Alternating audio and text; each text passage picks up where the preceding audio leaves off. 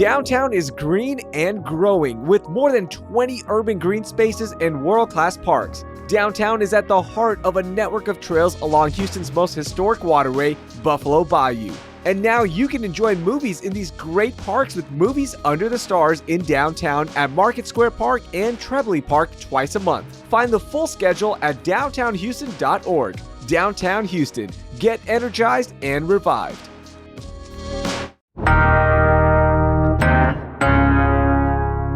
Today on CityCast Houston, Mayor Whitmire is under fire again, but this time it's for much more than just road projects. Plus, why is Centerpoint laying a multi-million-dollar bill on Houstonians? And how will this week's runoff election results impact you? Pulitzer Prize finalist Evan Mintz joins me to recap the news from the week. It's Friday, May 31st. I'm Raheel Ramzanali, and here's what Houston's talking about.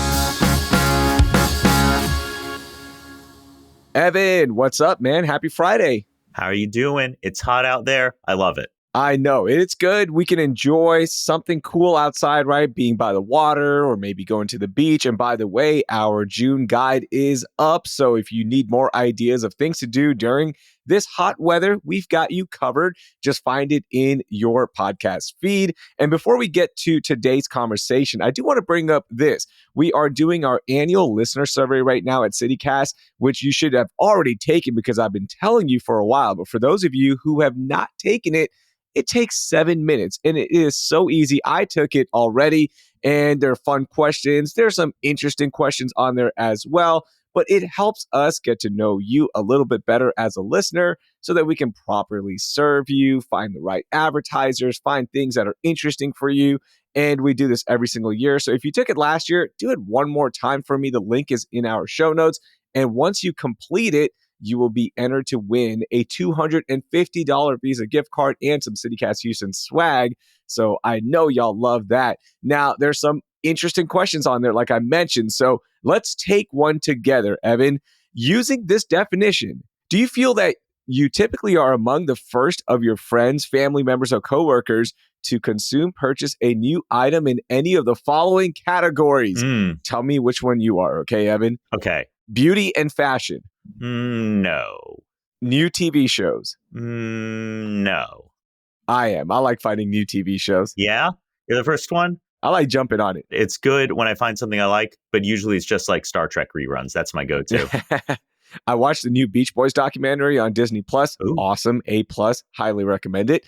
Health and wellness. Come on. That's me. I got that one. Oh yeah, you're fit. Like you're like an attractive fella. You know, I'm lazy. Does gardening count as like fitness? Because I'll be the first there. Actually, gardening is one of the top. Yeah, we got you. It's in the other section though. Okay, put me down for first in other. Local food and restaurants. How about that one? I used to be, and then I had kids. So now, no. There you go. Well, local cultural events and activities, we're on top of that one here at CityCast Houston. Mm-hmm. And if you are as well, you can take this survey. We'd love to learn a little bit more about you. And again, it is linked in our show notes, or you can go to citycast.fm/survey. All right, Evan, let's get to this week's biggest news and the biggest story. What was it for you? The biggest story this week was election results. I don't know if y'all have been paying attention, but we had another election this week for the primary runoffs, and it was a real nail biter. Some unexpected results, low turnout, major incumbents held on, newcomers beat the odds. At the top of the list, Speaker Dade Phelan out in Beaumont narrowly won out over his well-funded hard-right challenger, David Covey. If he lost, it would have been an earthquake throughout Texas politics. And not to say that Phelan isn't right-wing, because he's passed some real hard-right laws, bans on abortion, open carry, border stuff, but he didn't walk the entire way on vouchers. He let it fail if it just didn't have the votes rather than cram it through. And he impeached Ken Paxton for being a crook. And apparently some folks in the Republican base don't like that.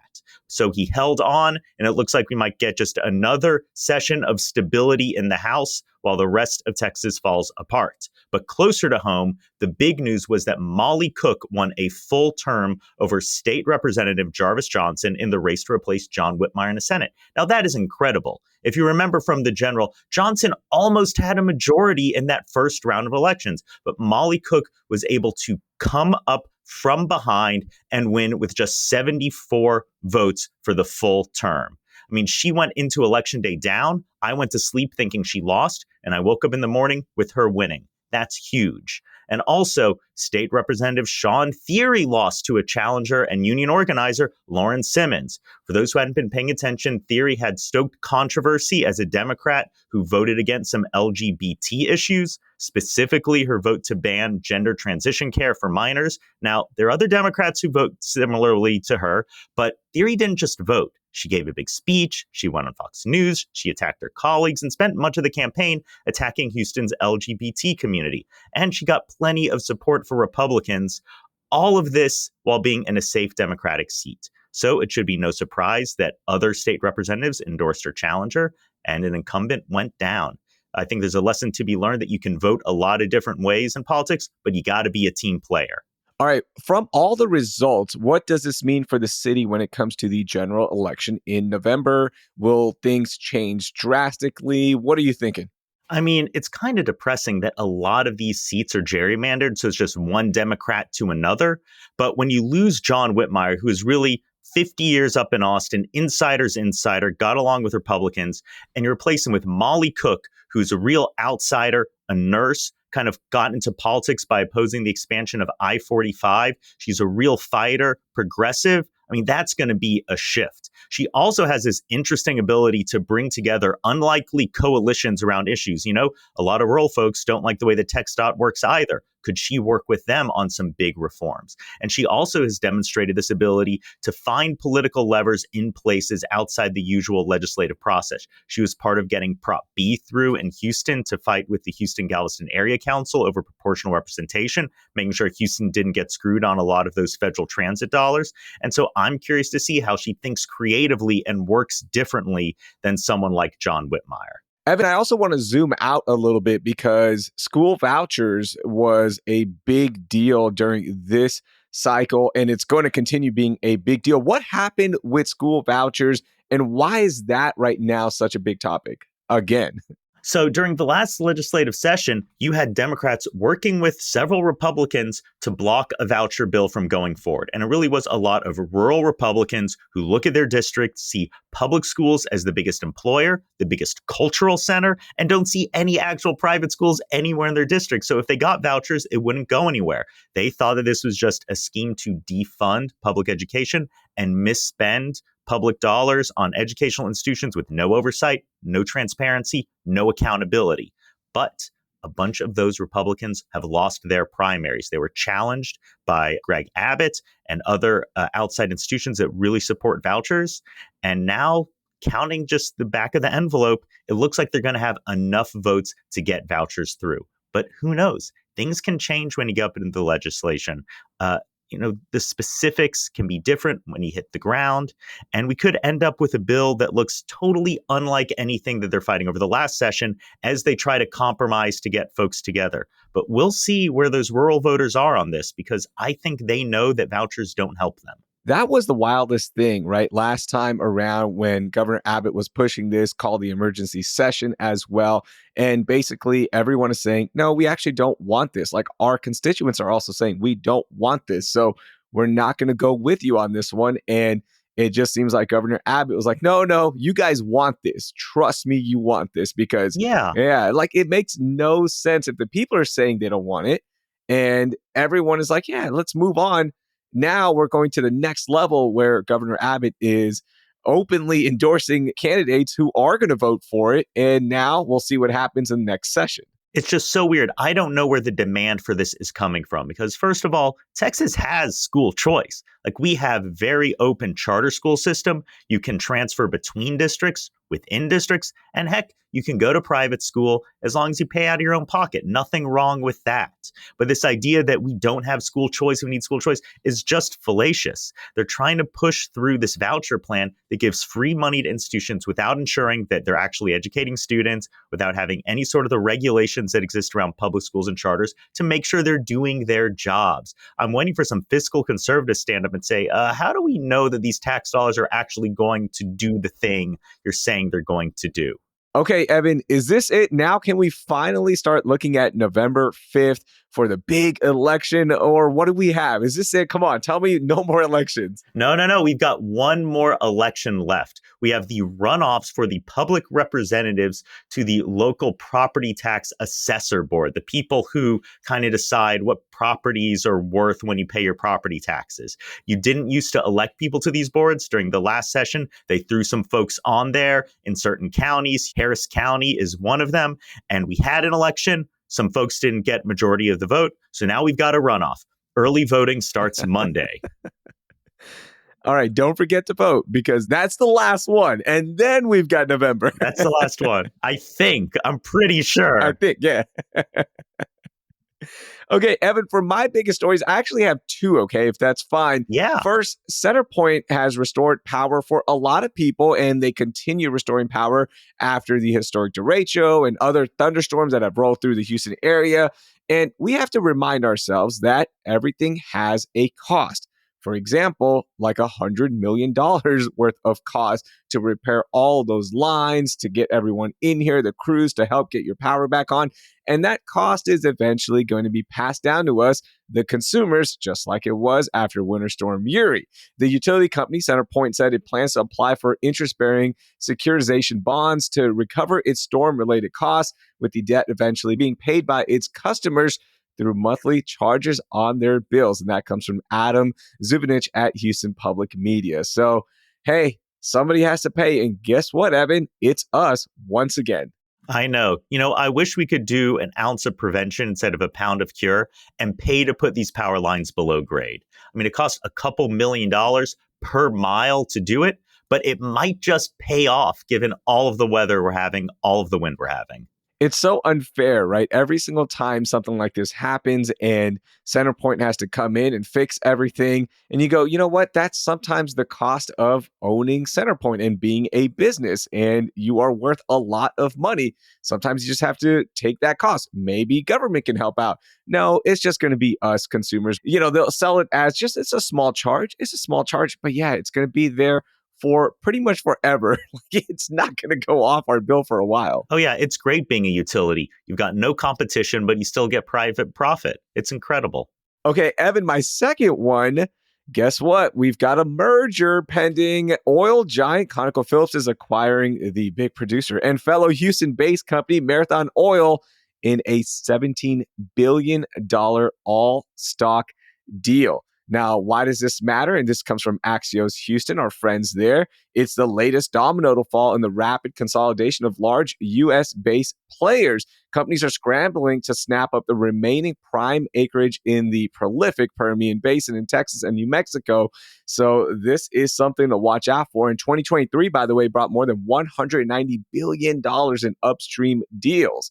So there's that angle. And now we've got this merger pending. Your thoughts? I'm always wary when I see these sorts of mergers happen, because usually if you have an exciting, growing industry, you're going to see folks competing with each other, trying to grow themselves. But when stuff starts to mellow out, when you kind of get into that doldrums before a decline, folks try to consolidate. They use the cash they have to buy out other people. They try to do whatever they can to juice revenues. I worry about this kind of stuff and what it means for Houston's oil and gas industry going forward. What are some of your concerns? My concerns are that we've kind of reached peak oil and gas industry. If you look at new energy sources coming online to the grid, it's largely renewables. We're seeing growth in electric cars across the world. I mean, oil and gas is a global market. That's true. And it's not going to stop being used tomorrow. But you are going to see the industry go from something where there's a lot of growth, where you're seeing a lot of outside investment, to something where it really is more like a utility. growth is flat, you're making irregular funds year over year, and that's kind of a good way to keep people employed, but you lose that exciting energy, that dynamic industry that Houston has had for several decades. You start to look less like Houston and more like, say, Cleveland or West Virginia or a city that is past its prime, and that is not what I want for us. And yeah, do you remember the Kinder survey we talked about a couple weeks ago? Nearly 9 in 10 Houstonians want the city to lead the world's energy transition. So there's that angle as well, where everything you just said, we all want that. Yeah, easier said than done. You have this challenge of being established in one area, and to transition to something new means undercutting the thing you've already got. The folks who created steamships weren't the ones who had sailing ships, because that would cannibalize their own business model. Usually it comes from somewhere else. Now we're trying really hard to get, say, hydrogen, to get geothermal, to use the skills we have right now into some new field, but it's tough.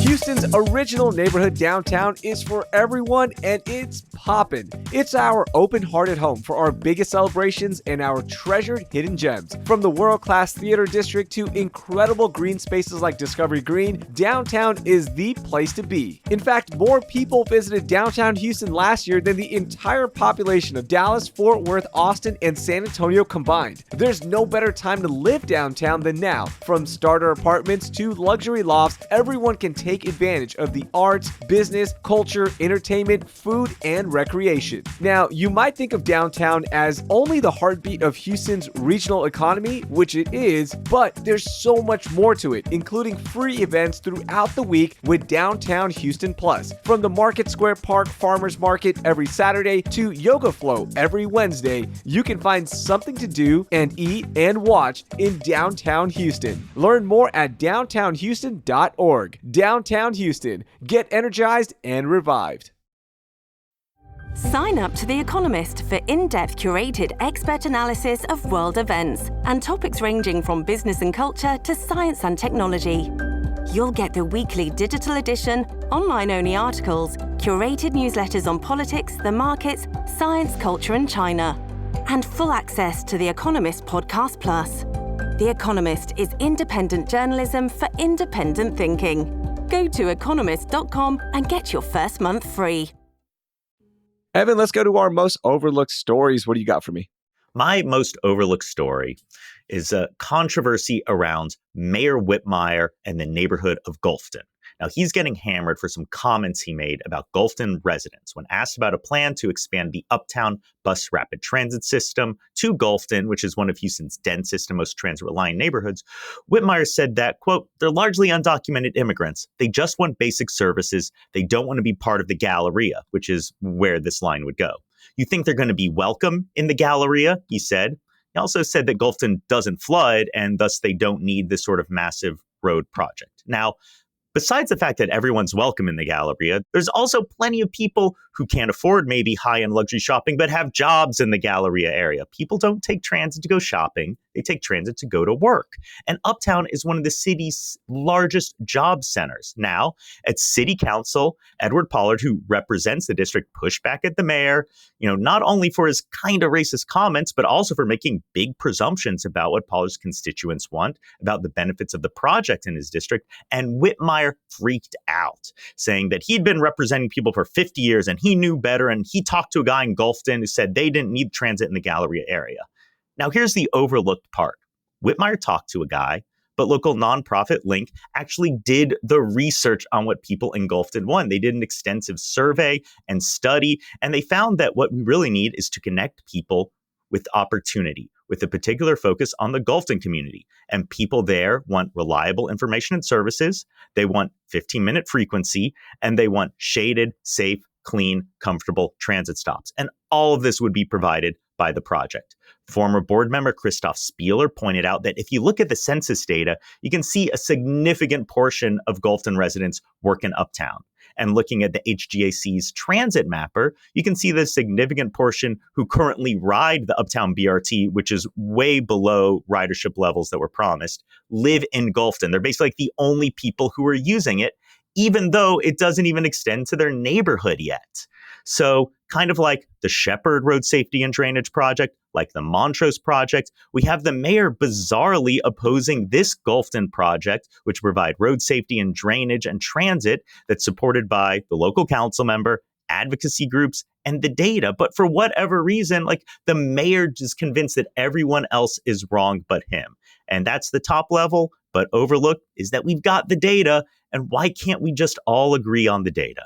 And by the way, a lot of love to Akil Ganesh, the author of the story in the Houston Landing that had so many quotes and so many memorable moments from this story. So Mayor Whitmire's administration sent a statement to Axios, and they said, quote, "The statement in the landing was part of a broader discussion about BRT and travel patterns." Whitmire said, "We spent a lot of time in Gulfton speaking to residents, not just one." So they did make that clarification about whether they have a strong demand for shopping in the Galleria area. The response was overwhelmingly no. And again, no mention of people working there in that statement. Yeah, I mean, that's the misunderstanding. People don't take transit to go shopping, they take it to work. Every day, if you work in one of the restaurants in the gallery area, one of the hotels, one of the offices, there's a lot of jobs there and people need to get there. And if you live in Gulfton, a lot of folks don't have cars. Doesn't it make perfect sense to connect this very dense residential area with this very dense job center? You know, it is kind of weird that the mayor acquiesced this idea that, oh, well, if they're undocumented, they're not welcome here. And that's just the way things are.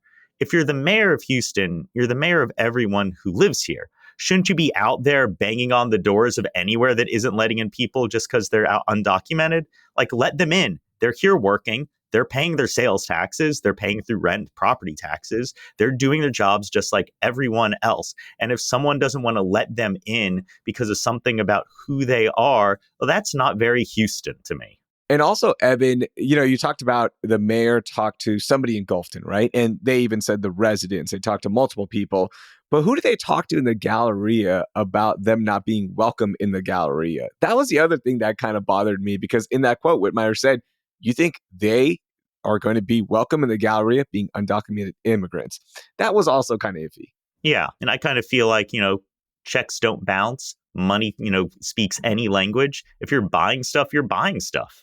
Evan, I'm going to get to my most overlooked story, and we talked about this in the start of the show. A lot of people are going to be by a pool or a beach as the weather really heats up, and I wanted to remind everyone of the dangers of it. Just last week, a 3-year-old drowned at an apartment pool with 15 to 20 other people there. The child was swimming with friends and family when the child went underwater and became unresponsive, and that was such a tragedy. And then in Galveston, 2 people drowned due to riptides, and the Galveston Island Beach Patrol reported taking over 4,000 preventive actions and also reunited several kids, 9 of them, to their family because they became lost in the water. They also responded to 9 medical emergencies. And then near Clear Lake, bodies of 2 men were found in a small lake after an apparent drowning. So it was a sad week around the city of Houston with drownings. And I just want to remind people that, look, you got to be safe around water. And what this means is, for children, get them swimming lessons.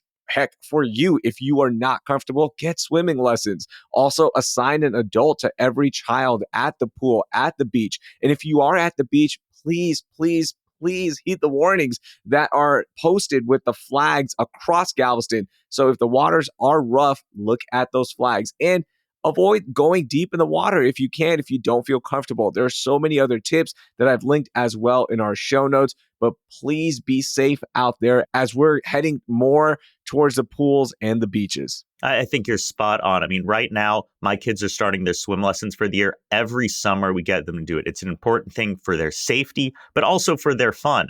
I want kids to be able to look at the beach, look at the pool, and not think, this is terrifying, I might die, but think cannonball. And I hope that everyone has the ability to do that. I know the city is trying to open their pools for the summer. It's hot, but it's also an opportunity to learn how to swim. Also, CPR is important, learning how to administer it. You can find plenty of tutorials on YouTube. You can find plenty of classes around the city that will do it for free. So take those as well. But even sometimes that's not enough. water safety is the biggest thing. So please, please be on top of that. It was just heartbreaking to see all of those drownings over the last week or so. All right, Evan, let's get to our moment of joy. What made you happy this week? Oh, what sparked joy for me this week was seeing Houston in the national news. Now, I love Houston. We're a huge city, but we're systemically undercovered at a national level. And so Megan Kimball wrote this week in Bloomberg City Lab about all these road fights we've been having. Now, Houston really looks a lot more like your generic US city than somewhere like New York City or San Francisco, or these places that typically dominate this type of conversation. So it's good for everyone to see the fights we're having. She covered the fights about Montrose, about Shepherd, and generally the concept of road safety. You put safety first or speed first. I think safety first, but that's not what we're getting out of City Hall right now. And there is one piece of data, which also sparks joy for me in this article, that I just want everyone to know, that according to a draft study of the redesign of 11th Street done by Houston Public Works in February, found that crashes declined along 11th Street by 35% between 2019 and 2023 when the city did its road safety project. Injury-causing crashes fell to 0 compared to 7 over the previous 3 years, and sales tax revenue increased by nearly 6% for the businesses along there. I mean, the city set out to do a Vision Zero project. They did a Vision Zero project, and it worked. People get cynical about the government's ability to do things well. You know, people don't like the 11th Street design. It's new. It's harder to navigate than it used to be. But they set out to put safety first, and it worked. And that makes me happy too.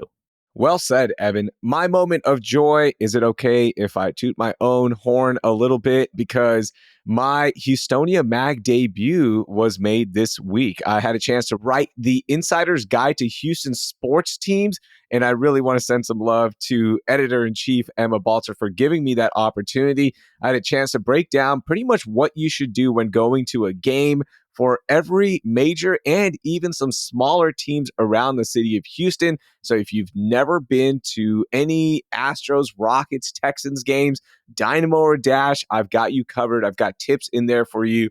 And also some traditions you need to know about, some things you should never say to a Houston sports fan. So I was really happy to see that posted this week. And it was cool writing something for Houstonia Mag. You know, I don't write that much, but it's nice to dust off those chops a little bit and get those words in online. So that was pretty cool. Oh, I love it. I love Houstonia Magazine. I think Emma's doing a great job over there. And I'm so glad to see you in it. I mean, I think they're doing an excellent job of finding folks around the city and getting their words in the paper. Thank you, Evan. And thank you so much for joining us this week. That was a lot of fun, a lot of great information. Have fun this weekend and stay cool. Stay cool out there and learn how to swim. That was Evan Mintz. You can read all the stories in our show notes. Hey, are you all caught up on CityCast Houston episodes? Well, I have a recommendation for you if you need something to listen to. There's a new narrative series from our colleagues at CityCast Denver called Lauren Boebert Can't Lose. Through original reporting, speaking with friends, rivals, supporters, detractors, and even Boebert herself, the series explores the meteoric rise of the controversial congresswoman, her most scandalous moments, how she exploded onto the scene with attention-grabbing antics, and her fascinating and troubling place in our political culture. New episodes of the series will be released every Wednesday over the next month, and there's already 2 episodes out. There's even an episode about her background running a gun-themed restaurant in a town literally called Rifle, posting tomorrow. That's Lauren Boebert Can't Lose. You can find it everywhere you listen to your podcast, and I've also linked it in our show notes. That will do it for this week here on CityCast Houston. Our producers are Carleon Jones and Joyce Tang. Our newsletter editor is Brooke Lewis, and the host is me, Raheel Ramzanali. Our music is by the band All the Kimonos. We'll be back on Monday with a hype-free look at the 2024 Houston hurricane season. Thank you for listening, and I hope you learned something new.